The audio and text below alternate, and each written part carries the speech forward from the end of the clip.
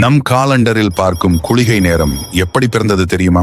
மண்டோதரி நிறை மாத பிணியாக இருக்கும் போது தன் மகன் தன்னை மிஞ்சும் வீரனாகவும் சிரஞ்சீவியாகவும் இருக்க வேண்டுமென தன்னுடைய ஜோதிட வல்லமையை பயன்படுத்தி குழந்தையின் ஜாதகத்தை தானே திட்டமிட முடிவு செய்கிறார் ராவணன். அதன்படி 11 கிரகங்களையும் 11வது கட்டத்தில் இருக்கும்படி வேண்டி கேட்டுக்கொள்கிறார். அதை கிரகங்களும் ஏற்றுக்கொள்கின்றன. ஆனால் தேவர்கள் சூழ்ச்சியால் குழந்தை பிறக்கப் போகும் அந்த நேரத்தில் கட்டம் மாற முடிவு செய்கிறார்கள். இந்த சதியை தெரிந்து கொண்ட ராவணன் 9 கிரகங்களையும் சிறைபிடித்து 11வது கட்டத்தில் வலுக்கட்டாயமாக நிற்க வைக்கிறார். எல்லோரும் எதிர்பார்த்த அந்த நேரம் வந்தது.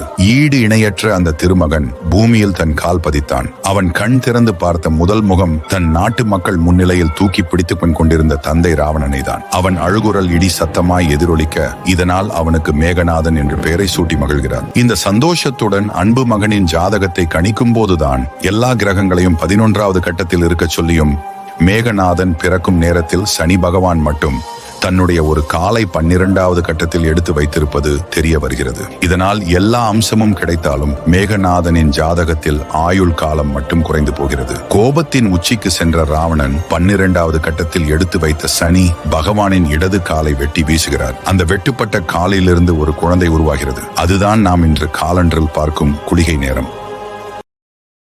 Download ShareChat.